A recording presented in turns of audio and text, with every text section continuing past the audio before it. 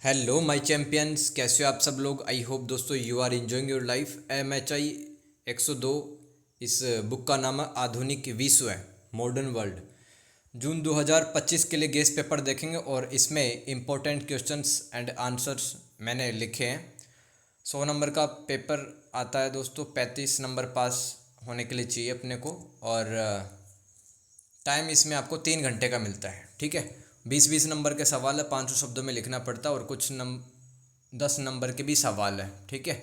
उसको आप 200 से लेके 300 शब्दों के बीच में लिख सकते हो, राइट। तो दोस्तों इस वीडियो को देखने के बाद में गारंटी है कि आप पास तो हो ही जाओगे, ठीक है। और अगर ऐसा लिखोगे तो आपके बहुत अच्छे नंबर आने वाले हैं, राइट। क्योंकि मैंने पूरी बुक में से जितने भी इम्पोर्टेंट क्वेश्चन हो सकते हैं वो सारे हैं, वो लिखे हैं आपके लिए।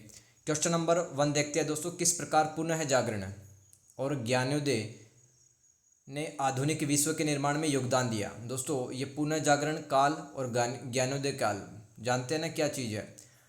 देखो, दो अलग अलग समय काल की बातें की जा रही हैं। जो पुनः जागरण काल है ना दोस्तों, वो 14वीं शताब्दी से लेकर 17वीं शताब्दी के बीच में चला था।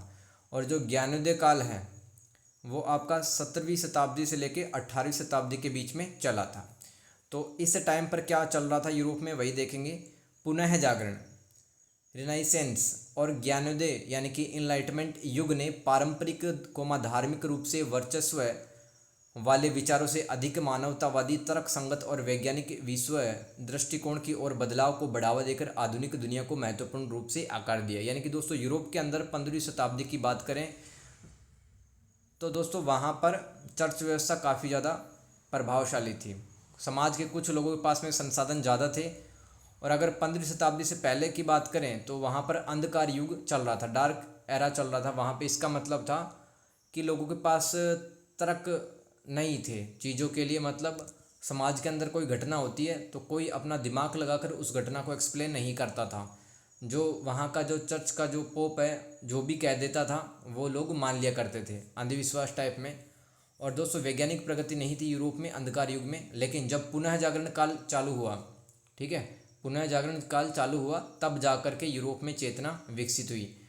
तो पुनः जागरण काल जिसका टाइम 14वीं से लेकर 17वीं शताब्दी के बीच में माना जाता है। पुनः जागरण काल में प्राचीन ग्रीस और रोम की कला साहित्य दर्शन में नए सिरे से रुचि पैदा हुई, जिसने मध्ययुगीन विद्वत्तावाद के प्रभुत्व को चुनौती दी। प्रभुत्व यानी कि कुछ लोगों ने दबदबा बना रखा था साहित्य, दर्शन और कला में कि वही लोग जानकर हैं, हमारे अलावा कोई नहीं जानता। और लेकिन जब पुनः जागरण काल चालू हुआ तो और भी समाज में काफ़ी सारे विद्वान आए जिन्होंने आर्ट, लिटरेचर और फिलोसॉफी में अपनी जो रचनाएं हैं वो लिखी। इस बौद्धिक आंदोलन ने मानव क्षमता और उपलब्धि पर जोर दिया तथा अपना ध्यान केवल धार्मिक मामलों से हटाकर सांसारिक क्षेत्र पर भी केंद्रित किया। यानी कि दोस्तों अगर हम अंधकार युग की बात करें तो वहाँ पर धर्म बहुत ज़्यादा प्रभावी था, ठीक है। लोग धार्मिक मामलों में ज़्यादा इंटरेस्ट लिया करते थे। वैज्ञानिक सोच उनकी जीरो मान सकते हो आप। लेकिन पुनः जागरण काल में दोस्तों संसार के जितने भी पहलू होते हैं उन पर चर्चा अब लोगों ने शुरू कर दी। इस समय Leonardo da Vinci Michael Angelo, ये दोनों कौन है दोस्तों, एक बहुत ही ज़्यादा फेमस ये पेंटर रहे हैं। इन्होंने अविश्वसनीय पेंटिंग्स बनाई। साथ ही अनेक वैज्ञानिकों ने भी वैज्ञानिक खोजों को बढ़ावा दिया, जैसे कि केपलर और गैलीलियो, ठीक है, देखकर भविष्य की प्रगति का आधार तैयार किया। इस काल में पहले से स्थापित मानदंड यानी कि नॉर्म्स, समाज में जो प्रचलित नियम थे पहले से स्थापित, उनको मानदंड कह रहे हैं अपन। तो इन मानदंडों या इन नियमों पर लोगों ने सवाल उठाए और मानवीय क्षमताओं पर ध्यान केंद्रित किया गया। यानी कि इंसान का विकास ओवरऑल होना चाहिए, राइट। अब चलते हैं दोस्तों ज्ञानोदय काल में, यानी कि इनलाइटमेंट के एरा में। यूरोपीय इतिहास में इसका समय 17वीं से लेकर 18वीं शताब्दी तक था। इस काल में लोगों ने दुनिया को समझने के लिए प्राथमिक उपकरण के रूप में तर्क का प्रयोग किया। तर्क क्या होता है, आप जब लॉजिक की सहायता से किसी घटना को समझने की कोशिश करते हैं समाज में कि भाई ये समाज में घटना क्यों हो रही है, इसके कारण और प्रभाव क्या है, तो लोग इस तरह से दिमाग लगाने लगे। अब ज्ञानोदय विचार को, जैसे कि दोस्तों रूसो, जॉन लॉक, ये सब ज्ञानोदय विचारक थे। इन्होंने अनुभवजन्य अवलोकन का समर्थन किया। यानी कि कोई भी घटना आपके सामने हो रही है तो उसको ऑब्जर्व करो, आप उसको देखो, जांच पड़ताल करो, अवलोकन करो उसका, और एक्सपीरियंस की सहायता से आप उस घटना से क्या समझते हैं वो आपको समझना चाहिए। तथा चर्च व राजशाही जैसे पारंपरिक प्राधिकारियों को चुनौती दी गई। प्राधिकारी मतलब जिनके पास अथॉरिटी थी, समाज के अंदर शक्ति थी, उनको सभी संस्थाओं को चुनौती दी गई, स्पेशली चर्च को। जॉन लॉक और रूसो जैसे विचारकों ने विचार भाषण और धर्म की स्वतंत्रता सहित व्यक्तिगत अधिकारों पर जोर दिया, जिसने लोकतांत्रिक आदर्शों के विकास को प्रभावित किया था। लोकप्रिय संप्रभुता सामाजिक अनुबंध, सोशल कॉन्ट्रैक्ट, व्यक्तिगत स्वतंत्रता के बारे में ज्ञानोदय के विचारकों ने अमेरिका और फ्रांस में क्रांतिकारी आंदोलनों को बढ़ावा दिया। यानी कि दोस्तों यूरोप के अंदर जो लोग बात कर रहे थे कि हमें बिना किसी दबाव में आकर के डिसीजन लेना चाहिए, हमारी संप्रभुता बरकरार रहनी चाहिए। सामाजिक अनुबंध का मतलब है सोशल कॉन्ट्रैक्ट, और व्यक्तिगत स्वतंत्रता जैसे विचार हैं उन्होंने बढ़ावा दिया। और तभी दोस्तों अमेरिका और फ्रांस में इन्हीं विचारों के कारण भी क्रांति हो गई थी, जिसके परिणाम स्वरूप आधुनिक लोकतांत्रिक गणराज्यों की स्थापना हुई थी। गणराज्य क्या होता है? रिपब्लिक इनको कहते हैं, यानी कि समाज के लोग मिलकर के किसी योग्य व्यक्ति को शासन करने के लिए पद दे दें तो उसको गणराज्य कहेंगे अपन। इस काल में धार्मिक और राजनीतिक शक्ति को अलग करने के विचार को बढ़ावा दिया गया, यानी कि धर्म को अलग रखो और पॉलिटिक्स है उसको अलग रखो, जिससे धर्मनिरपेक्ष समाज हो, यानी कि ऐसे समाज जहाँ पर सभी धर्मों को बराबरी की नज़र से देखा जाता। सेक्युलर सोसाइटी और सरकार के विकास पर प्रभाव पड़ा। ज्ञानोदय ने वैज्ञानिक क्रांति को जारी रखा, साथ ही अवलोकन यानी कि किसी भी चीज़ को, किसी घटना को ऑब्जर्व करना, देखना, प्रयोग और नई टेक्नोलॉजी के विकास को प्रोत्साहित किया गया। ज्ञानोदय के विचार पूरे यूरोप और उसके बाहर फैल गए तथा उन्होंने पूरे विश्व में बौद्धिक यानी कि इंटेलेक्चुअल प्रोग्रेस की और राजनीतिक विमर्श को प्रभावित किया। यानी कि जो समाज के नेता थे वो भी अब चिंतन विमर्श करने लगे कि समाज की समस्याओं को किस प्रकार से सुलझाया जाए। तो अब चर्च व्यवस्था दोस्तों धीरे धीरे कमज़ोर होने लगी, राइट। तो ये था दोस्तों हमारा। अगर सवाल आता है किसी भी टाइप का तो आप लिख सकते हो कि जो पुनः जागरण और ज्ञानोदय, उसने इन दोनों युगों ने मॉडर्न वर्ल्ड को कैसे बनाया है, आप लिख सकते हैं। क्वेश्चन नंबर 2 दोस्तों, राज्य सत्ता को यहाँ पे स्टेट कहा जा रहा है, क्या है इसका मतलब बताना है, स्टेट क्या होता है। आधुनिक राज्य सत्ता के बारे में उदारवादियों के विचारों की चर्चा करें।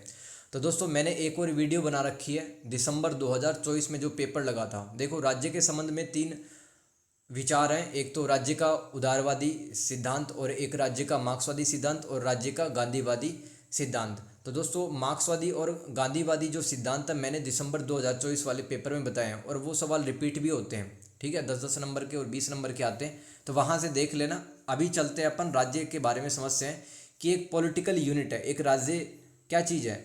राजनीतिक इकाई है राज्य, जिसके 4 तत्व निश्चित रूप से होते हैं। यानी कि किसी भी मतलब इलाके को हम राज्य कब बोल सकते हैं? जिसके पास में जनसंख्या होगी, क्षेत्र होगी, सरकार होगी और उसके पास में संप्रभुता होगी। एक एक करके जानते हैं। क्षेत्र किसे कहते हैं? सॉरी, जनसंख्या। तो जनसंख्या क्या होती है? वे नागरिक जो राज्य के किसी निश्चित भूभाग या जमीन पर रहते हैं उनको जनसंख्या कहते हैं अपन। क्षेत्र यानी कि कोई भी राजनीतिक इकाई अथवा राज्य जिन सीमाओं द्वारा चिन्हित होता है, यानी कि जिसकी जो बॉर्डर फिक्स है, ठीक है, उसी को अपन राज्य कहेंगे। सरकार भी होनी चाहिए उस इलाके के अंदर, तभी उसको राज्य कहेंगे अपन। तो एक राज्य को एक शासन प्रणाली कुछ भी हो सकती है, कोई पूंजीवादी पे चल सकता है, कोई साम्यवादी पे चल सकता है, कोई राजशाही, कोई लोकतांत्रिक पे चल सकता है।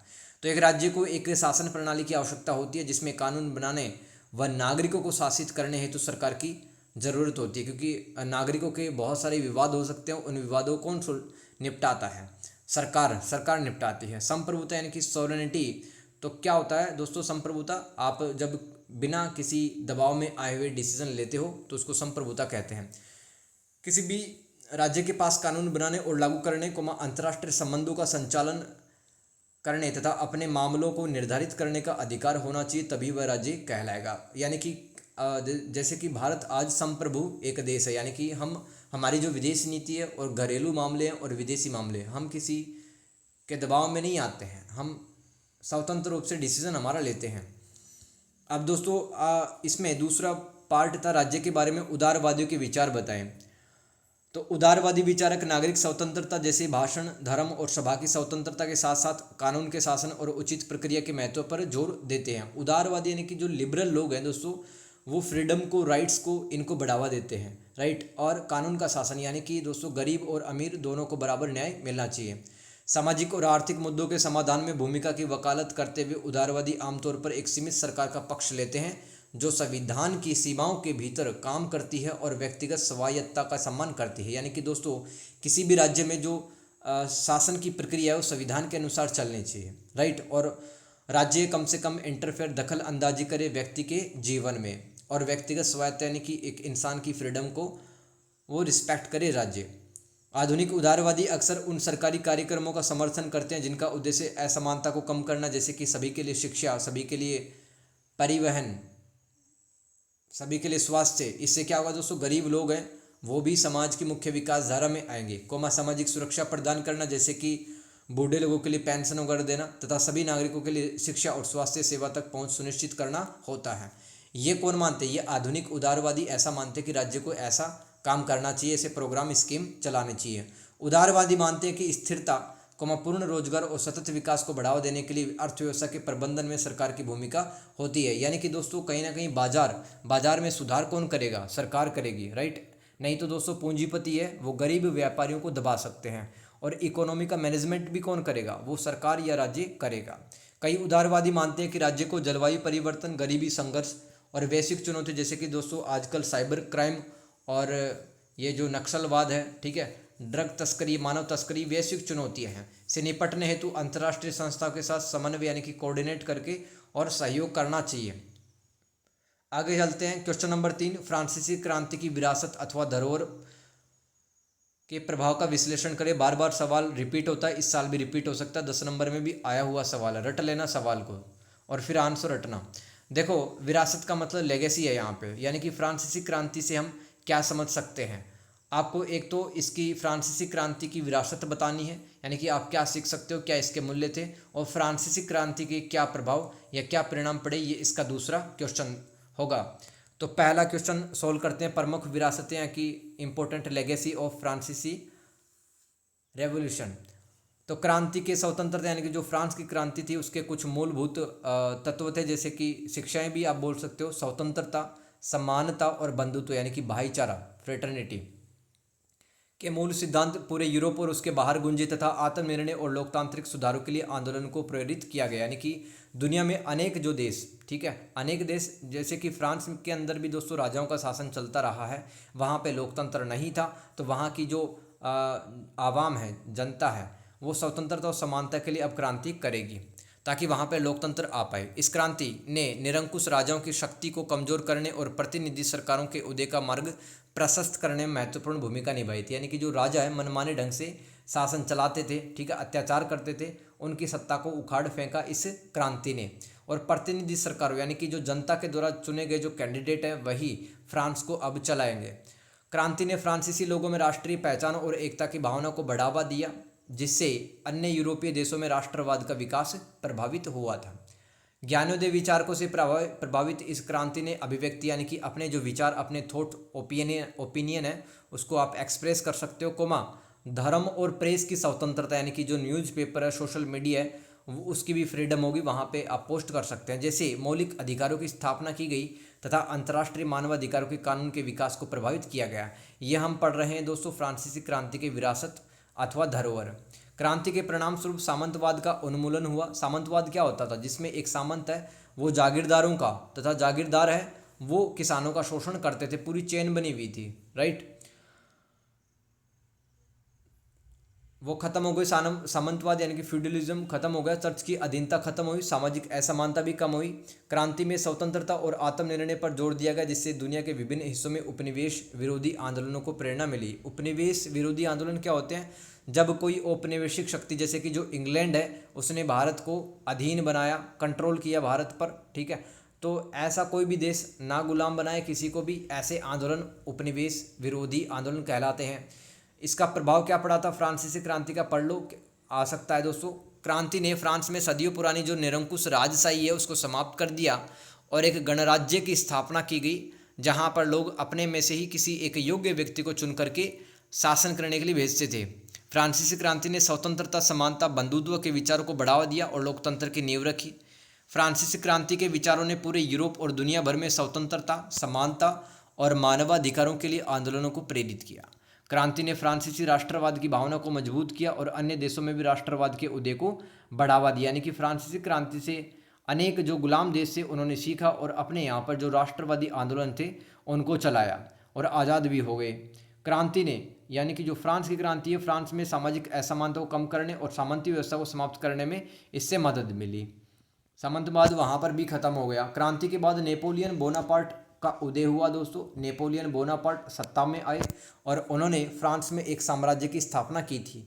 फ्रांसीसी क्रांति के विचारों ने दुनिया भर में उपनिवेशवाद विरोधी आंदोलनों और लोकतंत्र के लिए संघर्षों को प्रेरित किया था, ताकि जो देश है वो गुलामी से बाहर निकल सके। ये था हमारा तीसरा सवाल। चौथे सवाल पे आते हैं। आई होप दोस्तों आपको समझ में आ रहा होगा। समझ में आ रहा है तो दोस्तों एक प्यारा सा कमेंट कर देना, ताकि वीडियो की रीच बढ़े और मोटिवेशन मिलता है यार, ठीक है। क्योंकि लिखने में काफ़ी ज़्यादा मेहनत लगी है और ये वीडियो दोस्तों 1 घंटे से ज़्यादा होगा। थोड़ा सा पैसेंस बनाए रखना, ईयरफोन लगा के सुनते रहना, ठीक है। पास हो जाओगे आप। क्वेश्चन नंबर 4, आधुनिक विश्व में नौकरशाही यानी कि जो ब्यूरोक्रेसी है की अवधारणा को व्याख्यायित करें। नौकरशाही के विभिन्न रूप क्या हैं। दोस्तों सबसे पहले तो नौकरशाहीकरण या नौकरशाही क्या कहते हैं, किसे कहते हैं, उस प्रक्रिया को ये बताता है जिसमें एक संगठन औपचारिक नियमों, पदानुक्रमित प्राधिकरण और मानकीकृत प्रक्रियाओं की विशेषता वाली नौकरशाही संरचना को तेजी से अपनाता है। दोस्तों आपको समझना है ध्यान से, ठीक है। नौकरशाही किसे कहते हैं। देखो सरकार है, शासन चलाने के लिए कुछ अधिकारियों, कुछ डिपार्टमेंट की मतलब स्थापना करता है, कुछ अधिकारियों को भी ज्वाइनिंग देता है, नौकरी देता है। अधिकारी क्या करते हैं, सरकार के द्वारा बनाए गए जो कानून हैं उनको लागू करते हैं प्रभावी रूप से, तो उसे क्या कहते हैं, नौकरशाहीकरण कहते हैं। तो नौकरशाही क्या है दोस्तों, इसके अंदर अलग अलग नियमों के माध्यम से जो प्रशासनिक अधिकारी होते हैं वो शासन की प्रक्रिया को आगे बढ़ाते हैं। तो आधुनिक विश्व में सरकारों ने प्रत्येक क्षेत्र हेतु अलग अलग विभाग, डिपार्टमेंट बनाए तथा प्रशासनिक अधिकारियों की नियुक्ति की, ताकि वे सरकार के बनाए हुए कानूनों को प्रभावी ढंग से लागू कर सकें। आ रहा समझ में, ये आपका नौकरशाहीकरण था। आगे चलते हैं। नौकरशाहीकरण में किसी संगठन के भीतर कार्य करने के तरीके के बारे में स्पष्ट लिखित नियम और प्रक्रियाएं स्थापित करना शामिल है। यानी कि सरकार है, हर डिपार्टमेंट के लिए, हर अधिकारी के लिए कुछ जिम्मेदारी, कुछ कर्तव्य है, वो पहले से ही डिसाइड कर देती है किस तरह से, किस नियमों के तहत उसे काम करना है। नौकरशाही के विभिन्न रूप देख लो। पहला है संरक्षक नौकरशाही, गार्जियन ब्यूरोक्रेसी इसको कहते हैं। इसका डेफिनेशन समझते हैं दोस्तों। इसमें सत्ताधारी वर्ग यानी कि जो सत्ता पर बैठे लोग हैं वो शासन चलाने हेतु व्यक्तियों का कैसे सेलेक्ट करते हैं, उनके चरित्र यानी कि उनका कैरेक्टर कैसा, उनकी नैतिकता, क्षमता के आधार पर चयन किया जाता है भावी प्रशासकों को। फिर उनको ट्रेनिंग दी जाती है। ऐतिहासिक रूप से जो ये संरक्षक नौकरशाही है ये प्राचीन चीन और रूस में देखी गई थी, जहाँ भावी अधिकारियों को उनकी शैक्षणिक उपलब्धि यानी कि उनका जो एजुकेशनल अचीवमेंट है वह अच्छे आदर्शों के आधार पर उनको चुना जाता था। ये संरक्षक नौकरशाही हो गई। तो सरकार किन बंदों को सेलेक्ट करेगी, जिनका कैरेक्टर अच्छा हो, नैतिकता अच्छा हो, ठीक है, और सोच अच्छी हो, क्षमता, उनकी कैपेबिलिटीज़ वो हो, ये संरक्षक नौकरशाही कहलाएगी। जाति नौकरशाही क्या होती है, इस रूप में भर्ती विशिष्ट सामाजिक वर्गों या जातियों के व्यक्तियों तक ही सीमित होती है। यानी कि किसी खास जाति के लोग हैं वो ब्यूरोक्रेसी यानी कि प्रशासनिक पोस्टों पर लिए जाते हैं। ऐतिहासिक रूप से इसे प्राचीन भारत में भी देखा गया है, जहाँ पर ब्राह्मण और क्षत्रिय जो लोग होते थे वो उच्च आधिकारिक पदों पर बैठे रहते थे। और इंग्लैंड में अक्सर जो कुलीन वर्ग, जो अभिजात्य वर्ग हैं, ठीक है, नोबल्स जिसको कहते हैं अपन, कुलीन वर्ग को नोबल्स कहते हैं इंग्लिश में। कुलीन वर्गों के लोगों को प्राथमिकता दी जाती थी इंग्लैंड में भी।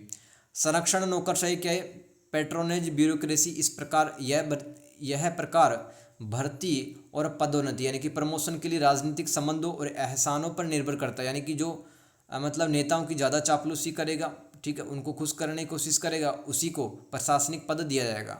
तो व्यक्तियों को अक्सर योग्यता के बजाय वफादारी यानी कितने लॉयल हैं वो, और राजनीतिक संबंधता यानी कि जो उनके पॉलिटिकल कॉन्टैक्ट है वो कैसे हैं, इनके आधार पर भावी प्रशासकों को नौकरी दी जाती थी। मेरिट नौकरशाही क्या होती है, यह रूप दोस्तों योग्यता और विशेषज्ञता यानी कि आपके पास क्या स्किल्स है, क्या टैलेंट है, स्पेशलिस्ट क्या है आपकी, के आधार पर चयन किया जाता है। किसका, भावी प्रशासकों का, जो आने वाले टाइम पर एडमिनिस्ट्रेशन में जाएंगे, और पदोन्नति पर जोर देता है। आधुनिक प्रशासन में प्रतियोगी परीक्षाओं जैसे कि यूपीएससी के अंदर कंपटीशन एग्जाम होता है, फिर इंटरव्यू होता है, तो साक्षात्कार के माध्यम से भावी नौकरशाहों को चुना जाता है। ये 4 टाइप होते हैं मेरिट नौकरशाही के। 10 नंबर का आया हुआ सवाल है, नौकरशाही के रूप बताइए। क्वेश्चन नंबर 5 दोस्तों, कल्याणकारी राज्य क्या है, वेलफेयर स्टेट क्या है। अंग्रेजी और जापानी कल्याणकारी राज्यों की तुलना करें, आया हुआ सवाल रिपीट हो सकता है। कल्याणकारी राज्य एक ऐसी व्यवस्था है दोस्तों जिसमें सरकार अपने नागरिकों की आर्थिक और सामाजिक भलाई, सामाजिक सेवाओं को कार्यक्रमों के माध्यम से सुनिश्चित करती है। यानी कि कोई वृद्ध है उसको पेंशन दे दी, कोई बच्चा उसको पढ़ाई लिखाई के लिए सुख सुविधाएं दे दी। इसमें ज़रूरतमंद लोगों को स्वास्थ्य व शिक्षा सेवा, बेरोजगारी लाभ, खाद्य सुरक्षा और अन्य प्रकार के सामाजिक समर्थन प्रदान करना शामिल होता है। किसके अंदर, कल्याणकारी राज्य कैसे चलता है, वहाँ पर जितने भी नागरिक हैं ज़रूरतमंद हैं उनको सेवाएं दी जाती हैं।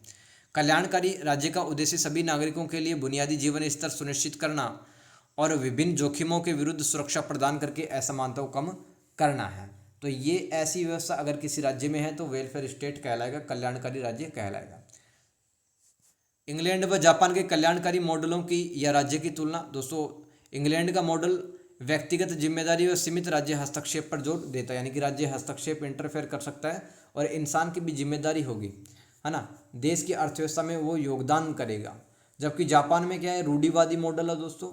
जापान के अंदर रूढ़िवादी मॉडल अपनाया गया जो परिवारवाद और सामुदायिक समर्थन पर बहुत अधिक निर्भर। यानी कि जापान के अंदर मानना, सरकार का ऐसा मानना कि परिवार और जो कम्युनिटी है, जो समुदाय है, वही मिल करके आगे बढ़ाएंगे देश को और खुद को भी। इंग्लैंड में दोस्तों क्या व्यवस्था है, व्यक्ति अपने स्वयं के कल्याण की जिम्मेदारी ले तथा जब व्यक्ति अपनी बुनियादी आवश्यकताओं को पूरा नहीं कर पाता तो राज्य हस्तक्षेप करता। जैसे कि एक व्यक्ति को 4-5 साल हो गए इंग्लैंड के अंदर नौकरी की तैयारी करते हुए, नहीं लग रहा, तो उसको इंग्लैंड की सरकार क्या करती है, बेरोजगारी भत्ता दे देती है।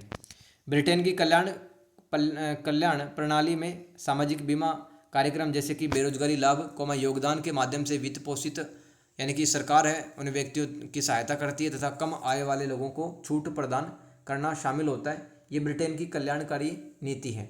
राष्ट्रीय बीमा अंशदान एक राष्ट्रीय प्रणाली है इंग्लैंड के अंदर जिसमें बेरोजगारी लाभ सहित सामाजिक सुरक्षा कार्यक्रमों के वित्त पोषण के लिए नियोक्ताओं और कर्मचारी दोनों की ओर से अनिवार्य अंशदान शामिल है। यानी कि दोस्तों किसी भी कंपनी के अंदर अगर कोई एम्प्लॉय है और एम्प्लॉयर है, यानी कि नौकरी देने वाला नियोक्ता कहलाता है, दोनों ही राष्ट्रीय बीमा अंशदान में कुछ कुछ पैसा डालेंगे ताकि उस पैसे से मतलब इनका खुद का भी भला हो सके आने वाले टाइम पर अगर इमरजेंसी में फंड चाहिए तो, और इंग्लैंड में जो व्यक्ति ज़रूरतमंद हो उनकी भी सहायता हो सके। ब्रिटेन की कल्याणकारी प्रणाली में सुधार और बदलाव हुए हैं जिसमें लाभ के लिए कार्य आवश्यकताओं पर अधिक जोर दिया गया। यानी कि एक इंसान की जो आवश्यकता नीड्स क्या हैं उसके हिसाब से उसको प्रॉफिट दिया जाता है तथा सामाजिक सहायता के लिए अधिक लक्षित दृष्टिकोण शामिल है। यानी कि टारगेट किया जाता है ना, जैसे कि विधवाओं को, अनाथों को, वृद्धों को, और उस हिसाब से उन व्यक्तियों का कल्याण किया जाता है। जापान के अंदर क्या व्यवस्था दोस्तों, जापान की कल्याणकारी प्रणाली ऐतिहासिक रूप से परिवारवाद तक बहुत अधिक निर्भर है, इस उम्मीद के साथ कि परिवार और समुदाय प्राथमिक सामाजिक सुरक्षा प्रदान करेंगे। यूरोपीय देशों की तुलना में जापान ने कल्याणकारी प्रावधान में कम प्रत्यक्ष भूमिका निभाई है तथा उसका ध्यान मौजूदा सामाजिक संरचना को समर्थन देने तथा समुदाय आधारित समर्थन को प्रोत्साहित करने पर रहा है। देखो इंग्लैंड में तो इंग्लैंड की जो सरकार है या इंग्लैंड राज्य वो हस्तक्षेप कर सकता है, किसी व्यक्ति की मदद कर सकता है आगे चलकर खुद, लेकिन जापान के अंदर क्या मानना है कि इंसान की और परिवार की, कम्युनिटी की और देश की प्रगति कैसे होगी, परिवार और समुदाय हैं वही प्रगति कराएंगे। जापान ने स्वास्थ्य बीमा और पेंशन सहित सामाजिक बीमा प्रणाली विकसित की है। जापान में एक सार्वजनिक सहायता कार्यक्रम भी है जो आजीविका यानी कि लाइवलीहुड, शिक्षा और स्वास्थ्य देखभाल क्षेत्रों में मदद करता है। जापान में सामाजिक सुरक्षा प्रणाली को मजबूत करने के उद्देश्य से सुधार भी किए गए हैं विद द टाइम, जिसमें सामाजिक बीमा कवरेज का विस्तार करना और वृद्ध होती जनसंख्या की आवश्यकताओं को पूरा करना शामिल है। देखो जापान और इंग्लैंड दोनों ही वेलफेयर स्टेट हैं, लेकिन अंतर ये है कि इंग्लैंड जो राज्य है वो हस्तक्षेप कर सकता है, जबकि यहाँ पर हस्तक्षेप नहीं होगा, परिवार और समुदाय है वही व्यक्ति को आगे बढ़ाएंगे। आगे चलते क्वेश्चन नंबर 6 दोस्तों, आया हुआ सवाल रिपीट होता है, लोकतंत्र के सिद्धांतों की क्या समस्याएं, इस विषय पर विभिन्न विचारधाराओं की आलोचनाओं की रूपरेखा प्रस्तुत करें। यानी कि चाहे आपसे कोई लोकतंत्र की जो समस्याएं, प्रॉब्लम्स है वो पूछे या लोकतंत्र के सिद्धांतों की पूछे, एक ही बात है, राइट। सबसे पहले समस्याओं को देखेंगे, अस्थिरता और अकुशलता।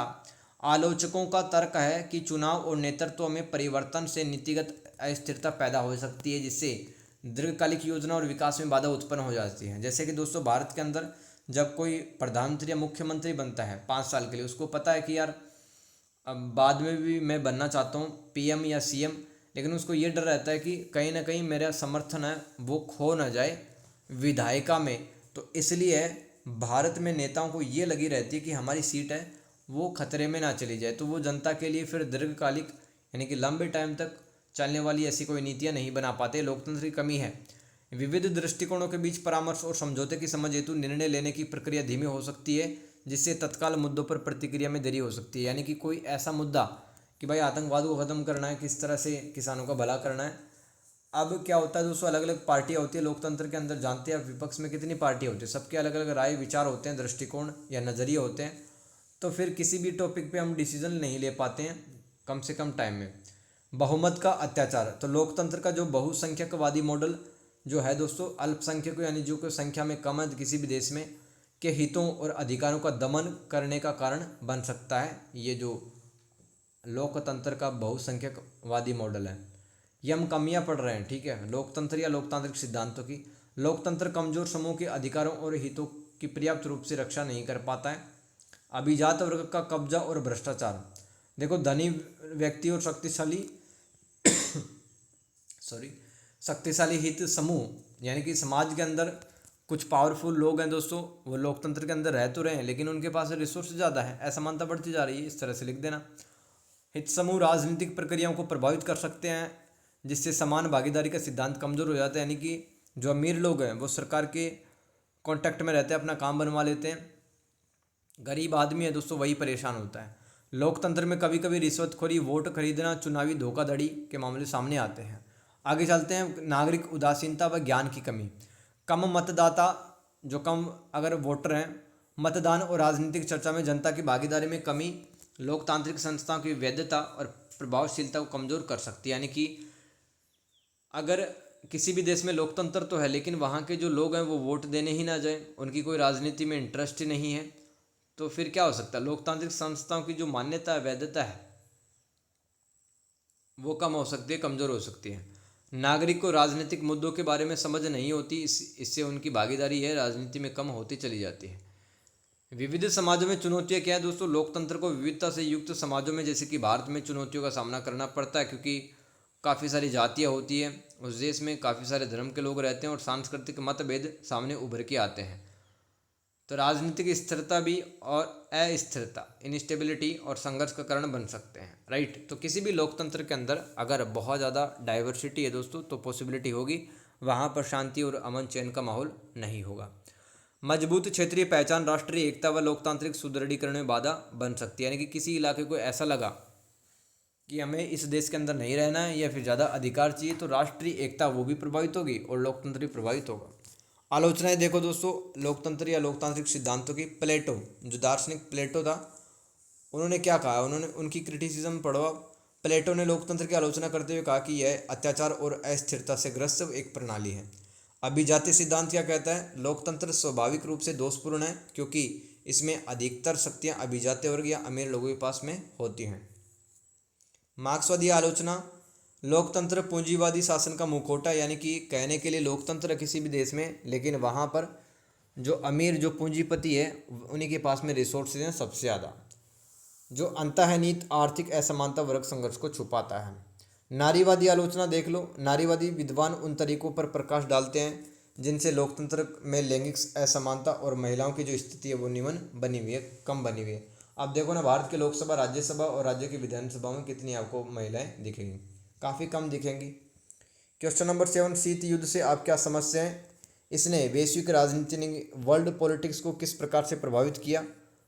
अब देखो, जो शीत युद्ध है आप बहुत बार पढ़ चुके हो दोस्तों, एक बार और पढ़ लो, रट लो इसको।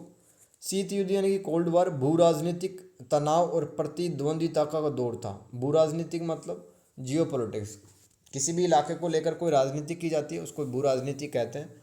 तो आपस में जो अमेरिका और जो सोवियत संघ थे आपस में विचारों के माध्यम से लड़ रहे थे, असली में लड़ाई नहीं हुई इनकी, कंपटीशन किया करते थे एक दूसरे से। यह द्वितीय विश्व युद्ध के बाद से 1991 तक अमेरिका और सोवियत संघ के बीच में चला था, ठीक है। क्या चला था? शीत युद्ध चला था। शीत युद्ध दो प्रतिस्पर्धी विचारधाराओं के बीच टकराव था, एक तरफ पूंजीवाद, दूसरी तरफ साम्यवाद। पूंजीवाद का समर्थन संयुक्त राज्य अमेरिका कर रहा था, जबकि साम्यवाद को सोवियत संघ है वो सपोर्ट कर रहा था। इसमें निम्न बातें शामिल थी: एक तो प्रतिद्वंद्विता यानी कंपटीशन करना, दूसरों से आगे बढ़ने की सोचना, और एक छद्म युद्ध यानी कि प्रॉक्सी वार। क्या होता है दोस्तों? असली में लड़ाई ना करके एक दूसरे को नीचा दिखाना, राइट, अंतरिक्ष में कंपटीशन करना फिर, और लोगों को तरह तरह के जो बहकावे हैं वो दे करके अपने गुट में शामिल करना, ये तरह के प्रॉक्सी वार है सब। और प्रॉक्सी वार का ये भी एग्जाम्पल है दोस्तों, दुनिया में चाहे वियतनाम युद्ध हुए, कोरिया युद्ध हुए, तो एक गुट का जो सपोर्ट है वो यूएसए ने किया और दूसरे गुट का सपोर्ट यूएसएसआर ने किया था। तो खुद ना लड़ करके दूसरों के माध्यम से दबदबा अगर कायम करते हैं तो इसे प्रॉक्सी वार कहते हैं, इस युद्धों को। जासूसी, हथियारों की होड़, एक दूसरे के विरुद्ध प्रचार और वैचारिक टकराव। शीत युद्ध ने वैश्विक राजनीति को इस तरह से प्रभावित किया। शीत युद्ध ने एक ऐसी व्यवस्था या ऐसी दुनिया की स्थापना की जो दो विरोधी विचार वैचारिक गुटों में विभाजित हो गई थी। एक तो जो पश्चिम के देश थे वो पूंजीवाद उन्होंने अपना लिया, इनको लीड कौन कर रहा था? अमेरिका या यूएसए। पूरा फुल फॉर्म है संयुक्त राज्य अमेरिका। और साम्यवादी पूर्व यानी कि पूर्व के जो देश थे दोस्तों, उन्होंने कौन सी आइडियोलॉजी अपनाई? साम्यवादी। इसके नेतृत्व करता यूएसएसआर थे। इसे विभाजन ने दशकों तक अंतर्राष्ट्रीय संबंधों को आकार दिया, यानी कि जो पूंजीवादी और साम्यवादी है, अलग अलग देश है वो ऐड होते चले गए, भारत तो ऐड नहीं हुआ था इसमें। दोनों महाशक्तियों ने प्रत्यक्ष संघर्ष से परहेज किया, लेकिन छद्म युद्धों में लगे रहे, इंगेज रहे, जैसे कोरिया युद्ध और वियतनाम युद्ध। शीत युद्ध ने शस्त्रों की तीव्र दौड़ को बढ़ावा दे दिया है। शस्त्र नहीं है, यहाँ पर अस्त्र भी लिख सकते हो, यानी कि अलग अलग हथियार, मिसाइल टेक्नोलॉजी वो बनने लगे। विशेष रूप से परमाणु हथियारों की जो होड़ है वो चल गई सोवियत संघ और अमेरिका के बीच में, जिससे वैश्विक संघर्ष का लगातार खतरा पैदा होता चला गया और सैन्य रणनीतियों पर इसका प्रभाव काफ़ी ज़्यादा पड़ा था। अंतरिक्ष अन्वेषण, स्पेस एक्सप्लोरेशन और सॉरी और सैन्य प्रौद्योगिकियों के क्षेत्र में यूएसए व यूएसएसआर ने प्रगति की थी। शीत युद्ध से यूएसए ने दुनिया में पूंजीवाद को तथा यूएसएसआर ने साम्यवाद को फैलाया। परमाणु युद्ध और वैचारिक संघर्ष के निरंतर खतरे ने विश्व स्तर पर भय और संदेह का माहौल पैदा कर दिया कि लोगों को लगा 1945 और 1991 के बीच में कि युद्ध हो सकता बहुत खतरनाक, लेकिन ऐसा नहीं हुआ। शीत युद्ध के अंत के साथ ही एक ध्रुवीय यानी कि यूनिपोलर वर्ल्ड बन गया, जिसमें अमेरिका एकमात्र महाशक्ति के रूप में बना रहा था। क्वेश्चन नंबर 8, समाजवादी औद्योगिकरण किस प्रकार से पूंजीवादी औद्योगिकरण से भिन्न है? आता है सवाल दोस्तों, बार बार आता है कि आपको मतलब बताना है, डिफरेंस बताना है पूंजीवादी औद्योगिकरण और समाजवादी औद्योगिकरण के अंदर। समाजवादी और पूंजीवादी औद्योगिकरण के बीच प्राथमिक अंतर उत्पादन के साधनों के स्वामित्व और नियंत्रण में निहित है। यानी कि दोस्तों, संसाधनों को कौन इकट्ठा कर रहा है, उन पर किसका कंट्रोल है, किस तरह से डिस्ट्रीब्यूट किए जाएंगे, इस आधार पर ये दो नज़रिए बन गए। पूंजीवादी औद्योगिकरण क्या है? स्वामित्व इसमें देखते हैं कि निजी व्यक्ति या निगम, कॉरपोरेट जो होते हैं वो उत्पादन के साधनों के मालिक होते हैं। नियंत्रण, निजी संस्थाएं बाजार की मांग और लाभ के उद्देश्यों के आधार पर उत्पादन, मूल्य निर्धारण और वितरण को नियंत्रण करती हैं। प्रोत्साहन, यानी कि लाभ और वृद्धि उत्पादन में प्राथमिक चला, यानी कि किसी कंपनी को प्रॉफिट होगा, वृद्धि और ग्रोथ होगी तो उसको मार्केट में टिके रहने का जो मोटिवेशन है मिलता रहेगा। केंद्र, आर्थिक विकास और व्यक्तिगत समृद्धि को अधिकतम करना और असमानताएं, इससे आय और धन में महत्वपूर्ण असमानताएं पैदा हो सकती हैं। मतलब गरीब है वो ज़्यादा गरीब हो जाएगा, अमीर हो ज़्यादा अमीर हो जाएगा, इस प्रकार की व्यवस्थाओं से, राइट। ये पूंजीवादी औद्योगिकरण है। उदाहरण देखो दोस्तों, ब्रिटेन और अमेरिका में औद्योगिक क्रांतियाँ निजी स्वामित्व और बाजार संचालित उत्पादन की आवश्यकता थी। आगे चलते हैं। समाजवादी औद्योगिकरण क्या है दोस्तों? इसमें स्वामित्व यानी कि मालिकाना हक किसका रहता है? राज्य या समुदाय का रहता है। नियंत्रण, सरकार या समुदाय अक्सर सामाजिक आवश्यकताओं को पूरा करने के लक्ष्य के साथ उत्पादन, मूल्य निर्धारण और वितरण को नियंत्रित करते हैं। ये समाजवादी औद्योगिकरण है दोस्तों, ठीक है, जहाँ पर सरकार है उसकी ज़्यादा चलती है। प्रोत्साहन, सामाजिक कल्याण को समान वितरण और बुनियादी आवश्यकताओं की पूर्ति को प्राथमिकता दी जाती है इसके अंदर, समाजवादी औद्योगिकरण के अंदर। आगे चलते हैं दोस्तों। ये पढ़ लिया आपने, समाजवादी औद्योगिकरण। वापस से पढ़ लो। नियंत्रण किसका होता है? सरकार का होता है। प्रोत्साहन में आपको पता है सामाजिक कल्याण, समान वितरण, ये सब लिख देना। केंद्र देखो असमानता को कम करना, कमियां पूंजीवाद की तुलना में नवाचार और आर्थिक विकास को बाधित कर सकता है, क्योंकि जिस भी देश में समाजवादी व्यवस्था है वहाँ पर सरकार का सबसे ज़्यादा कंट्रोल रहता है, जैसे कि चाइना के अंदर, रसिया के अंदर। प्राइवेट कंपनी में लगा करके उसमें बिजनेस करना बहुत ज़्यादा मतलब फिजिबल भी नहीं है। आगे चलते हैं। उदाहरण, सोवियत संघ और चीन में औद्योगिकरण के प्रयास, जहां राज्य ने आर्थिक विकास को निर्देशित करने प्रमुख भूमिका निभाई थी। ये हो गया आपका इंपॉर्टेंट क्वेश्चन, और वापस से रट लेना इसको। क्वेश्चन नंबर 9, क्या राष्ट्रवाद आधुनिकीकरण का अंतिम उत्पाद है? अर्नेस्ट गेलनर और स्मिथ के वाद विवाद के संदर्भ में चर्चा करें। दोस्तों आपको राष्ट्रवाद के बारे में थोड़ा थोड़ा बता देना है, फिर अर्नेस्ट गेलनर और स्मिथ है वो क्या सोचते थे राष्ट्रवाद के बारे में वो बता देना, बस इतना लिख के आ जाना। तो बिल्कुल हाँ, राष्ट्रवाद को आधुनिकीकरण का अंतिम उत्पाद माना जाता है, यानी कि आधुनिकीकरण से राष्ट्रवाद आता है। आधुनिकीकरण ने जिसमें केंद्रीकृत राज्यों, मानकीकृत भाषाओं और जनसंचार पर जोर दिया, साथ ही इसने एक समेकित राजनीतिक और सांस्कृतिक इकाई के रूप में राष्ट्र की अवधारणा की रूपरेखा तैयार की थी। तो आधुनिकीकरण में दोस्तों क्या हुआ कि जो स्टैंडर्ड लैंग्वेज है वो बनी, केंद्रीकृत राज्य वो बने, वहाँ पर टैक्सेशन सिस्टम आया, कर व्यवस्था लागू हुई, जनसंचार की जो व्यवस्था है वो भी वहाँ पर लागू हुई। तो इससे क्या है दोस्तों, एक जो व्यक्ति, एक नागरिक है, वो अपने देश से जुड़ता है, राष्ट्रवाद की जो भावना है उसके अंदर पैदा होती है। कई विद्वान राष्ट्रवाद को एक सामाजिक संरचना, एक कल्पित समुदाय के रूप में देखते, एक इमेजिनरी समुदाय के रूप में देखते कि जो राष्ट्रवाद है दोस्तों, ठीक है, वो क्या है, एक कल्पित समुदाय है ना, वास्तविक रूप में नहीं है, वो कल्पना से किया हुआ एक कम्युनिटी है के रूप में देखते, जो साझा अनुभवों और आख्यानों के माध्यम से निर्मित होता है, न कि एक प्राकृतिक घटना के रूप में।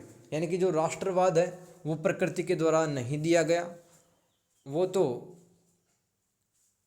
साझा अनुभव और आख्यानों के माध्यम से निर्मित होते हैं, यानी कि समाज में लोग हैं वो एक दूसरे से एक्सपीरियंस शेयर करते हैं, ठीक है, और समय के साथ में कुछ घटनाएं ऐसी होती हैं कि समाज में एकजुटता आती है, तो उससे राष्ट्रवाद पनपता है। अर्नेस्ट गेलनर का राष्ट्रवाद पर विचार, इन्होंने राष्ट्रवाद को मुख्यतः आधुनिक युग का उत्पाद माना। औद्योगिक समाज को संचार, सामाजिक गतिशीलता और आर्थिक दक्षता को सुविधाजनक बनाने के लिए एक साझा उच्च संस्कृति की आवश्यकता है। इन्होंने कहा कि औद्योगिक समाज को, मतलब औद्योगिक समाज के अंदर अगर संचार की व्यवस्था बेहतर हो, सामाजिक गतिशीलता यानी कि सोशल मोबिलिटी, यानी कि समाज के लोग हैं वो एक दूसरे से किस तरह से बातें कर रहे हैं, किस तरह से एक्सपीरियंस शेयर कर रहे हैं, राइट, और आर्थिक दक्षता को सुविधाजनक बनाने के लिए एक साझा उच्च संस्कृति की आवश्यकता होगी। आगे चलते, राष्ट्रवाद एक राजनीतिक सिद्धांत है जो राजनीतिक सीमाओं को राष्ट्रीय पहचान के साथ संरेखित करने का प्रयास करता है। एक राजनीतिक सिद्धांत राष्ट्रवाद जो राजनीतिक सीमाओं को राष्ट्रीय पहचान के साथ संरेखित करता है। किसी भी देश का जो नागरिक है वो ये सोचता है कि मेरे देश है यहाँ तक फैला हुआ है, मेरा राज्य यहाँ तक फैला हुआ, तो इस तरह से कनेक्ट करता है एक नागरिक। जो गेलनर था, इन्होंने एक मानकीकृत राष्ट्रीय संस्कृति बनाने में शिक्षा और जनसंचार की भूमिका पर प्रकाश डाला था। यानी कि किसी भी देश में जो संस्कृति है वो कैसे डेवलप होगी, एजुकेशन और जनसंचार के माध्यम से। अब एडी स्मिथ के विचार देखो आप। स्मिथ ने राष्ट्रवाद के आधुनिक पहलुओं का स्वीकार किया, लेकिन राष्ट्रों की नींव के रूप में पहले से मौजूद जातीय समुदाय के महत्व पर भी जोर दिया था। यानी कि पहले से ही किसी भी देश में कोई जाति रहती है तो स्वाभाविक सी बात है वो अपने ज़मीन को नहीं छोड़ना चाहते, वहीं पे रहना चाहते हैं। राष्ट्रवाद ऐसे पनपता है। स्मिथ ने राष्ट्रीय पहचान की भावना पैदा करने में साझा प्रतीकों, मिथकों और ऐतिहासिक आख्यानों की भूमिका पर जोर दिया। यानी कि टाइम पर लोग स्पीच देते रहते हैं कि आपको देश के अंदर रहना, देश के लिए लड़ना है, इस तरह से राष्ट्रवाद पनपता है। इन्होंने जातीय जुड़ाव की भावनात्मक शक्ति और ऐतिहासिक गहराई पर ध्यान केंद्रित किया और बताया कि इससे राष्ट्रवादी आंदोलनों को बढ़ावा मिला। किससे बढ़ावा मिला? जातीय जुड़ाव की भावनात्मक शक्ति से। यानी कि अलग अलग जाति के लोग या सेम जाति के लोग हैं वो इकट्ठा होते हैं, इमोशनल रूप से कनेक्ट होते हैं, अपने इतिहास की तरफ देखते हैं और राष्ट्रवाद पनपता है ऐसे। स्मिथ ने भी राष्ट्र को एक कल्पित समुदाय बताया, यानी कि सिर्फ ये इमेजिन किया जा सकता है राष्ट्र, ठीक है, लेकिन उन्होंने इस कल्पना को आकार देने में पहले से मौजूद जातीय संबंधों की भूमिका पर जोर दिया था। क्वेश्चन नंबर 10, औपनिवेशीकरण डीकोलोनाइजेशन से आप क्या समझते हैं, इसके बारे में विभिन्न दृष्टिकोणों अथवा विचार की व्याख्या करनी है आपको। मतलब बता दो विऔपनिवेशीकरण का। एक उपनिवेश का अपने उपनिवेशक से राजनीतिक रूप से स्वतंत्र हो जाना। एक उपनिवेश, जैसे कि भारत उपनिवेश था और उपनिवेशक कौन था, इंग्लैंड था, तो अपने उपनिवेशक से आज़ादी पा लेना विऔपनिवेशीकरण कहलाता है। इसमें एक संप्रभु सरकार की स्थापना होती है, विदेशी शासन को समाप्त करना शामिल होता है। इसमें सांस्कृतिक प्रथाओं और भाषाओं को परंपराओं को पुनः जीवित करने के प्रयास किए जाते हैं, जिन्हें औपनिवेशिक शासन के तहत दबा दिया गया था। ठीक है, तो लोग हैं अपने हिस्ट्री को जानने की कोशिश करते हैं, अपने परंपराओं को जीवित करना चाहते हैं, अपने लैंग्वेज को क्लेम करना चाहते हैं। ठीक है, तो ये सब होता है विऔपनिवेशीकरण की प्रक्रिया के अंदर। इसमें औपनिवेशिक काल के दौरान स्थापित औपनिवेशिक संस्थाओं प्रणालियों और विचारधाराओं को समाप्त करना होता है। आगे चलते हैं, राष्ट्रवादी दृष्टिकोण क्या है। यह इस बात पर प्रकाश डालता है कि कैसे राष्ट्रवादी आंदोलनों ने आत्मनिर्णय की इच्छा और उपनिवेशवाद की भावना से प्रेरित होकर औपनिवेशिक संरचनाओं को चुनौती दी है। ये राष्ट्रवादी दृष्टिकोण में लिख सकते हैं आप, और अंततः उन्हें ध्वस्त कर दिया जाता है। यानी कि वे सभी औपनिवेशिक संरचनाएं जो उपनिवेशक ने बनाई थी गुलाम बनाते टाइम, उनको तहस नहस कर दिया जाता है। यह राष्ट्रवादी समूह के नेतृत्व और रणनीतियों के साथ साथ व्यापक सामाजिक और राजनीतिक संदर्भ पर ध्यान केंद्रित करता है, जिसने सफलता को सुगम बनाया है। ये सब आप लिख सकते हो राष्ट्रवादी दृष्टिकोण में। आगे चलते हैं, अंतर्राष्ट्रीय संदर्भ दृष्टिकोण यानी कि इंटरनेशनल कॉन्टेक्स्ट अप्रोच। तो दूसरे विश्व युद्ध के बाद यूरोपीय औपनिवेशिक शक्तियों को आर्थिक व राजनीतिक रूप से कमजोर बना दिया। किसने? दूसरे विश्व युद्ध ने यूरोप के अधिकांश देशों को आर्थिक और राजनीतिक रूप से कमजोर बना दिया था। काफ़ी देश तो हार गए थे, काफ़ी देशों के पास हथियार खाने के सामान ही खत्म हो गए थे, जिससे उनके लिए अपने उपनिवेशों पर नियंत्रण बनाए रखना कठिन हो गया। यूएसए व यूएसएसआर दोनों ने उपनिवेशवाद का विरोध किया तथा उपनिवेशिक शक्तियों पर गुलाम देशों को आज़ाद करने का दबाव भी बनाया यूएसए और यूएसएसआर ने। फलतः उपनिवेशों में राष्ट्रवादी आंदोलन चले, जिससे उपनिवेशवाद के उन्मूलन या इसको ख़त्म करने में मदद मिली। तीसरा, घरेलू बाधा दृष्टिकोण डोमेस्टिक कंस्ट्रेंट अप्रोच। यह दृष्टिकोण इस बात पर जोर देता है कि औपनिवेशिक शक्ति या देश के भीतर दबाव जैसे आर्थिक तनाव, राजनीतिक अस्थिरता या जनता की राय में बदलाव ने औपनिवेशिक शासन के अंत में कैसे योगदान दिया है। घरेलू बाधा का मतलब है कि अगर कोई देश कमज़ोर आ रहा है, जैसे कि दोस्तों इंग्लैंड कमज़ोर हो गया था, जर्मनी कमज़ोर हो गया था, फ्रांस कमज़ोर हो गया था दूसरा विश्व युद्ध लड़ने के बाद में, तो उन्होंने जितने भी देशों को गुलाम बनाया सबको छोड़ना पड़ा, क्योंकि पहले से इतनी प्रॉब्लम्स है। क्वेश्चन नंबर 11, औपनिवेशवाद की परिभाषा दीजिए और इसके विभिन्न चरणों की व्याख्या कीजिए।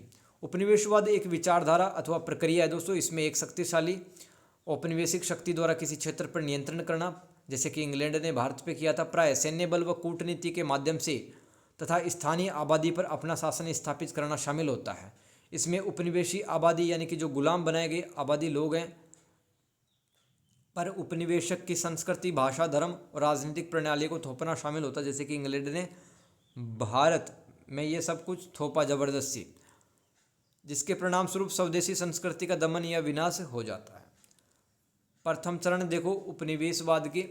इसमें उपनिवेशक यानी कि जो गुलाम बनाता है, कॉलोनाइजर जिसे कहते हैं, उपनिवेश के व्यापार पर अपनी मोनोपोली स्थापित करता है, एकाधिकार, मतलब उसके अलावा कोई और वहाँ पे सामान ना बेच पाए, बेचे भी थोड़ा कम बेच पाए, तथा संसाधनों की लूट से मुनाफा कमाता है। इसमें उपनिवेशक ने लाभ को अधिकतम करने, धन संचय करने के लिए सैन्य विजय के माध्यम से, व्यापार मार्गों और संसाधनों पर विशेष नियंत्रण स्थापित किया। इस अवधि में उपनिवेशित क्षेत्र से अधिशेष और धन की प्रत्यक्ष जब्ती यानी कि कलेक्ट किया जाता था, जो एक्स्ट्रा बच जाता था, पैसा या अनाज। यह प्रथम चरण में एक जो उपनिवेशक होता है वो उपनिवेश में ये सब काम कर रहा होता है प्रथम स्टेज में। दूसरा स्टेज देखो इसका भारत के संदर्भ में। इस काल की अवधि 1813 से 1860 थी। इस समय अंग्रेजों ने मुक्त व्यापार पर ध्यान दिया।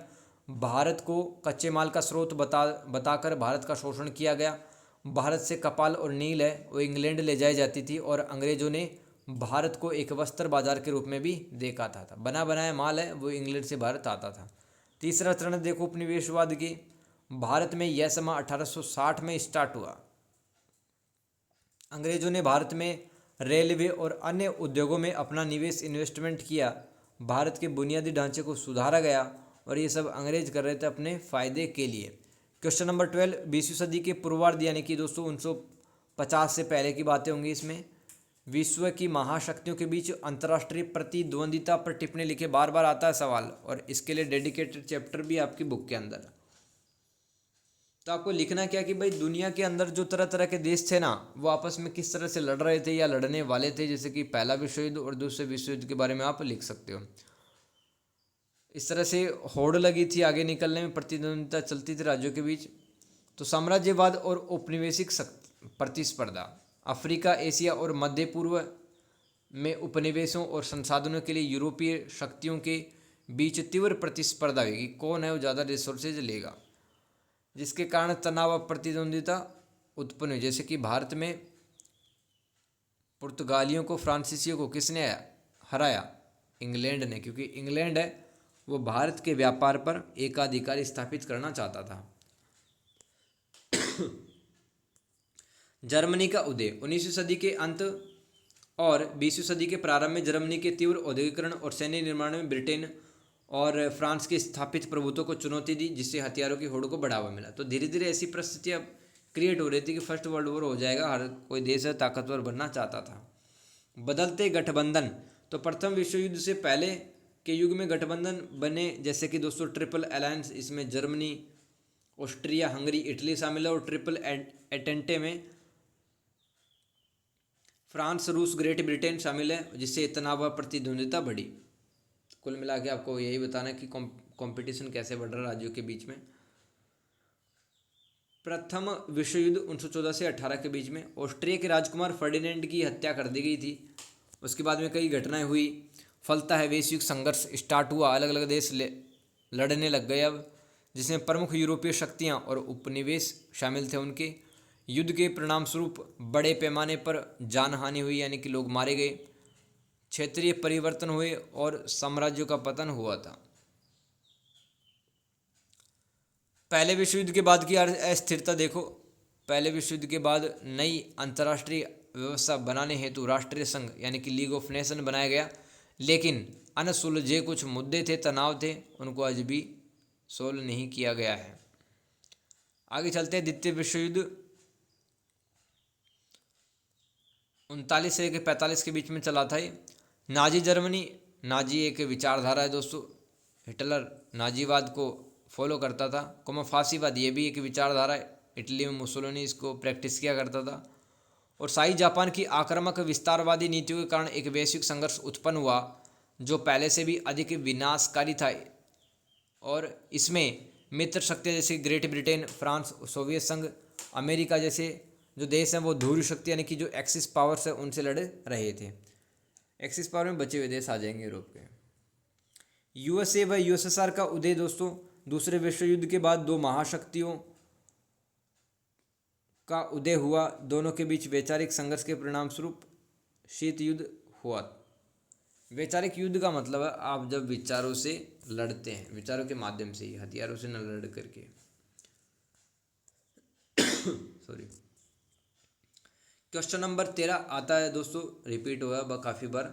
छापा, जिसको आप मुद्रण या प्रिंटिंग कह सकते हो, छापा तकनीकी का विकास तथा समाचार पत्रों का प्रादुर्भाव वास्तव में क्रांति थी। यानी कि जब से समाज के अंदर जो अखबार वगैरह हैं, जब हम बोल पाते हैं, आजकल तो यूट्यूब वगैरह पर भी काफ़ी ज़्यादा लोग स्पीच दे रहे हैं। तो ये छापा तकनीकी का विकास कैसे हुआ वो आपको बताना। छापा अथवा मुद्रण तकनीकी व समाचार के विकास ने सूचना के प्रसार के तरीके को मौलिक रूप से बदल दिया, जिसने समाज संस्कृति ज्ञान को गहन रूप से प्रभावित किया था। बड़े पैमाने पर उत्पादन और वितरण। मुद्रण यंत्र ने पुस्तकों, पुस्तिकाओं और बाद में समाचार पत्रों के बड़े पैमाने पर उत्पादन संभव बनाया। मशीनों ने जिससे सूचना पहले से कहीं अधिक व्यापक दर्शकों तक पहुंचने लग गई। प्राधिकार को चुनौती, तो मुद्रित सामग्री की बढ़ती उपलब्धता ने धार्मिक और राजनीतिक प्राधिकारियों द्वारा पहले से रखे गए सूचना पर नियंत्रण को चुनौती है। ये भी आप लिख सकते हैं। आगे मैंने कुछ हेडिंग लिखी है, आप इसको विस्तार से दे देना, बता देना। विचारों का ज्ञान का प्रसार, जनमत यानी कि पब्लिक ओपिनियंस, जनता क्या सोचती है, उसका उदय हुआ। सांस्कृतिक और सामाजिक परिवर्तन हुआ। जनसंचार का जन्म। क्वेश्चन नंबर 14 दोस्तों, जनसांख्यिकीय परिवर्तन के विभिन्न सिद्धांतों का विश्लेषण करें। डेमोग्राफिक जो चेंजेस हैं आता है दोस्तों, एक 10 नंबर का या फिर 20 नंबर का आएगा यहाँ से। इसमें 10 नंबर का तो सवाल अलग से यही आता है कि माल्थुसियन का जो सिद्धांत है वो आपको बताना है। देखो, माल्थुसियन एक विद्वान था वो, जो कि बताता है कि समय के साथ में है ना, ये जनसंख्या वृद्धि बहुत ज़्यादा हो जाती है और जो खाद्य हमारे पास में आपूर्ति है, जैसे कि अनाज वगैरह है, फल वगैरह है, ठीक है, इनकी जो मात्रा वो नहीं बढ़ पाती। जनसंख्या तो बढ़ रही है लेकिन खाने के लिए जो आइटम्स हैं उनकी मात्रा नहीं बढ़ पाती, जिससे असमानताओं का सामना, गरीबी के सामना करना पड़ सकता है। तो अगर जनसंख्या वृद्धि को अनियंत्रित किया गया तो अनिवार्य रूप से उपलब्ध संसाधनों से आगे निकल जाएगी, यानी कि संसाधन तो कम रह जाएंगे, जनसंख्या ज़्यादा चली जाएगी। उन्होंने भविष्यवाणी की थी कि यह असमानता एक संकट की ओर ले जाएगी, जहां संसाधनों की कमी के कारण आबादी पीड़ा का अनुभव भी करेगी। इस सिद्धांत के अनुसार जनसंख्या वृद्धि संसाधनों, विशेष रूप से खाद्य आपूर्ति की वृद्धि से अधिक होती है। अकाल और बीमारी इस असंतुलन को दूर कर सकते हैं। और दोस्तों, देर से शादी करना, गर्भ निरोधक यानी कि कॉन्ट्रासेप्शंस का यूज करना, ब्रह्मचर्य से जनसंख्या वृद्धि को सीमित किया जा सकता है। तो जनसांख्यिकी के बारे में हमने क्या पढ़ा, माल्थुसियन का विचार पढ़ा था। आगे चलते हैं, जनसांख्यिकी संक्रमण सिद्धांत, डेमोग्राफिक ट्रांजिशन थ्योरी। यह सिद्धांत जन्म एवं मृत्यु दर में ऐतिहासिक बदलाव का वर्णन करता है, क्योंकि समाज पूर्व औद्योगिक से औद्योगिक राज्यों में विकसित होता है। जैसे जैसे कोई भी देश आर्थिक रूप से विकसित होता है तो उसकी जनसंख्या वृद्धि के पैटर्न बदलते हैं, जो उच्च जन्म दर और मृत्यु दर से कम जन्म और मृत्यु दर की ओर बढ़ते हैं। यह सिद्धांत आर्थिक और सामाजिक विकास के साथ साथ जनसंख्या परिवर्तनों की भी व्याख्या करता है। सुन लो, एक बार सुन लो, रट लो इसको। तो देखो, जनसांख्यिकी संक्रमण सिद्धांत क्या बताता है कि भाई औद्योगिक क्रांति से पहले, यानी कि हम बात करें 1750 से पहले, हॉस्पिटल इतने नहीं थे, दवाइयाँ वगैरह नहीं थी, मौत ज़्यादा हो जाया करती थी और जन्म दर कम थी और मृत्यु दर ज़्यादा थी। लेकिन आजकल हॉस्पिटल हो गए, केयर बहुत ज़्यादा होती है, तो मृत्यु दर है वो कम होती चली जा रही है। यह सिद्धांत आर्थिक और सामाजिक विकास के साथ साथ जनसंख्या परिवर्तनों की व्याख्या करता है। आगे चलते हैं, कार्ल मार्क्स का जनसांख्यिकी सिद्धांत। कार्ल मार्क्स जर्मनी के विद्वान थे। इन्होंने जनसंख्या वृद्धि को नियंत्रित करने में नहीं, बल्कि पूंजीवाद को उखाड़ फेंकने और समाजवादी व्यवस्था की स्थापना में अति जनसंख्या और गरीबी का समाधान देखा है। यानी कि दोस्तों, किसी भी देश में जो गरीब जनसंख्या है उसका भला कैसे किया जा सकता है, वर्ग संघर्ष वगैरह ये सब खत्म करके राज्य को भी खत्म कर देना चाहते हैं कार्ल मार्क्स, क्योंकि राज्य वो शोषण का काम करता है अल्टीमेटली। इनके अनुसार धन और संसाधनों के अधिक न्यायसंगत वितरण वाला समाजवादी समाज अपनी जनसंख्या की आवश्यकता को बेहतर ढंग से पूरा करेगा। या कहने का मतलब है भाई, जिसके पास पैसे हैं, जिसके पास अच्छा घर है, ठीक है, उसको कोई दिक्कत नहीं होगी, वो डेली आवश्यकताएं वो पूरी कर सकता है। क्वेश्चन नंबर 15, आधुनिक औद्योगिकरण विकास के संदर्भ में पर्यावरण के बारे में चेतना के विकास की विवेचना करें। तो देखो, औद्योगिक क्रांति के बाद में दोस्तों काफ़ी ज़्यादा पॉल्यूशन होने लगा, ठीक है, वायु प्रदूषण बात करें, मिट्टी प्रदूषण की बात करें, शोर काफ़ी ज़्यादा बढ़ गया। तो दुनिया के देशों ने सोचा क्यों ना पर्यावरण को बचाया जाए, तो वही चेतना विकसित हो रही है। आधुनिक औद्योगिक विकास के पर्यावरणीय प्रभाव से प्रेरित पारिस्थितिकी जागरूकता में उल्लेखनीय वृद्धि हुई। इकोलॉजिकल जो अवेयरनेस है वो बढ़ी है, जिससे संधारणीय प्रथाओं का प्रयोग बढ़ा। संधारणीय प्रथा मतलब ऐसी प्रथा जिससे कि वर्तमान के जो संसाधन है वो भी बचे रहें और आने वाले संसाधन वो भी बचे रहें। पारिस्थितिकी जागरूकता का उदय। औद्योगिक क्रांति ने अपनी तीव्र तकनीकी और औद्योगिक प्रगति के साथ वायु प्रदूषण जैसे महत्वपूर्ण पर्यावरणीय मुद्दों को जन्म दिया, जिसके कारण पर्यावरण संरक्षण की जरूरत पड़ने लगी। अब औद्योगिक प्रक्रिया में उत्पादों के निर्माण में अब चक्रीय दृष्टिकोण को ध्यान में रखकर निर्माण किया जाता था। चक्रीय दृष्टिकोण क्या है दोस्तों, जैसे कि कोई प्लास्टिक की बोतल है उसको रिसाइकल वगैरह करना, तो कोई भी ऐसा कंटेंट बना रहे हैं कंपनी वाले, तो उनको लगेगा कि भाई इसका प्लास्टिक या कागज़ का टुकड़ा ऐसा होना चाहिए जो कि रिसाइकल हो जाए। मुख्य उदाहरण और दृष्टिकोण देख लो। औद्योगिक पारिस्थितिकी में लिख देना कि इसमें अपशिष्ट यानी कि जो कचरा होता है उसको न्यूनतम करना, संसाधनों का अनुकूलतम प्रयोग करना, ये सब शामिल होता है। आगे पारिस्थितिकी आधुनिकीकरण, देखो नाम में कन्फ्यूज़न हो सकता है आपको, लेकिन बार बार देखोगे रटोगे तो याद हो जाएगा। प्रदूषण और संसाधनों की बर्बादी रोकने हेतु उद्योगों में नवाचार यानी कि नए नए कदम व तकनीकी प्रगति को बढ़ावा दिया जा सकता है। जीवन चक्र चिंतन, तो इसमें किसी उत्पाद के निर्माण से लेकर उसके निपटान तक, यानी कि लोगों ने यूज कर लिया उसको डस्टबिन में फेंकेंगे, निपटान तक के पर्यावरणीय प्रभावों पर विचार किया जाता है। आगे चलते हैं, आधुनिक औद्योगिकरण विकास और पारिस्थितिकी जागरूकता, ये भी हेडिंग लिख सकते हैं। इसके अंदर मैंने सिर्फ छोटे छोटे पॉइंट बनाए हैं, जैसे कि पारिस्थितिकी सिद्धांतों का एकीकरण करना, यानी कि उद्योगों को किस तरह से चलाया जाएगी वो कम से कम वो पोल्यूशन करें। तो इसके लिए दोस्तों पारिस्थितिकी सिद्धांत उनकी मदद करते हैं। टिकाऊ प्रथाएं टिकाऊ प्रथाएं ऐसी प्रथाएं होती है जो कि पर्यावरण को बचाती हैं। नीति एवं विनियमन, यानी कि सरकार द्वारा ऐसी मजबूत नीति बनाई जाए जिसके द्वारा पर्यावरण को बचाया जाए। चुनौतियां एवं भविष्य की दिशाएं देखते हैं। विकास और स्थिरता में संतुलन, जागरूकता व शिक्षा को बढ़ावा देना, सहयोग को बढ़ावा देना और निरंतर सुधार करना। क्वेश्चन नंबर 16 दोस्तों, यूरोप में विकसित उपभोक्तावादी आंदोलन की विवेचना करें। उपभोक्तावादी आंदोलन क्या होता है दोस्तों? जिसमें लोग हैं वो काफ़ी ज़्यादा सामान खरीदते हैं, किसी उपभोक्ता के साथ में कोई धोखाधड़ी भी हो जाती है पैसों को लेकर के या सामान वो एक्सपायर आ जाता है। तो उपभोक्तावादी आंदोलन चला यूरोप में। तो यूरोप में उपभोक्तावादी आंदोलन उपभोक्ता संस्कृति के उदय और कुछ व्यावसायिक प्रथाओं में असंतोष की प्रतिक्रिया यानी कि रिस्पॉन्स के रूप में विकसित हुआ। औद्योगिक क्रांति के कारण वस्तुओं के उत्पादन और खपत यानी कि इसके कंज्यूम करने में दोनों में वृद्धि हुई। इससे उपभोक्ता मुद्दों और संरक्षण की आवश्यकता के बारे में अधिक जागरूकता पैदा हुई। इसमें पॉइंट लिख देना कि इस आंदोलन में योगदान देने वाले कारक कौन कौन से रहेंगे, जैसे कि व्यावसायिक कार्य प्रणाली से असंतोष, मतलब गलत एडवर्टाइजमेंट दिखाना कि भाई 2 दिन के अंदर सर के बाल आ जाएंगे, क्रीम लगा लो, ठीक है, गोरे हो जाओगे, या फिर प्राइस ज़्यादा दे देना, ये सब व्यावसायिक कार्य प्रणाली से असंतोष हैं। उपभोक्ताओं की बढ़ी हुई चुनौती, बढ़ी हुई जागरूकता, तो आजकल जो कस्टमर है दोस्तों वो काफ़ी ज़्यादा अवेयर हो रहा है, राइट। राजनीतिक जागरूकता यानी कि जो पार्टी के लोग हैं वो भी अब उपभोक्ता से संबंधित समस्याओं को मामला बना रहे हैं। क्या मुद्दा बना रहे हैं? प्रमुख उपभोक्ता संगठन देखो एक तो यूनाइटेड किंगडम यूके या ग्रेट ब्रिटेन में था उपभोक्ता संघ 1956 में स्थापित। इसके अलावा यूरोप के जो अन्य देश थे जैसे कि नीदरलैंड, बेल्जियम, फ्रांस, यहाँ पर भी ऐसे संघ बने। उपभोक्ता आंदोलन के प्रभाव देखो, उपभोक्ता जागरूकता में वृद्धि हुई, उन्नत उत्पाद मानक यानी कि हर प्रोडक्ट है वो स्टैंडर्ड के हिसाब से आने लगा। अब उपभोक्ता संरक्षण कानून यानी कि उपभोक्ताओं को शोषण से बचाने के लिए कुछ कानून बनाए गए। अधिक जवाबदेहिता का निर्माण यानी कि सरकार है वो दोस्तों उपभोक्ताओं के लिए, ठीक है, उनकी समस्याओं को दूर करने के लिए हमेशा कोशिश करती रहेगी ये उनकी रिस्पॉन्सिबिलिटी है। क्वेश्चन नंबर 17, यूरोपीय विस्तार के संदर्भ में उत्तर व दक्षिण अमेरिका की ओर प्रवसन की चर्चा करें। प्रवसन यानी कि माइग्रेशन, यानी कि दोस्तों यूरोप में ज़्यादा गरीबी हो गई, यूरोप में काफ़ी ज़्यादा जनसंख्या हो गई, यूरोप में ज़मीन कम पड़ने लगी, तो यूरोप के लोग हैं वो कहाँ चले गए? दक्षिण अमेरिका और उत्तरी अमेरिका चले गए। यही सब आपको लिखना है। अमेरिका में यूरोपीय विस्तार के कारण यूरोप से उत्तरी व दक्षिणी अमेरिका दोनों ओर बड़े पैमाने पर प्रवास यानी कि माइग्रेशन हुआ था।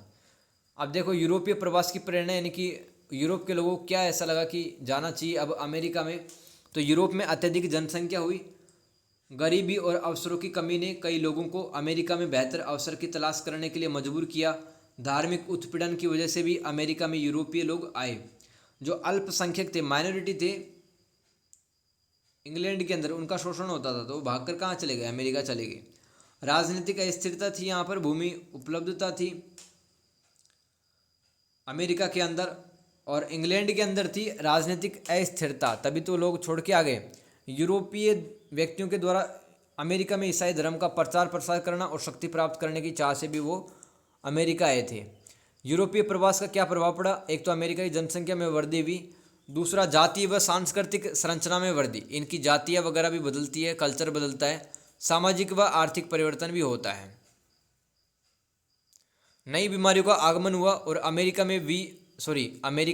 में औपनिवेशिक विस्तार हुआ और स्वदेशी आबादी का विस्थापन, यानी कि वहाँ के जो मूलतः निवासी वो कहीं और शिफ्ट कर गए।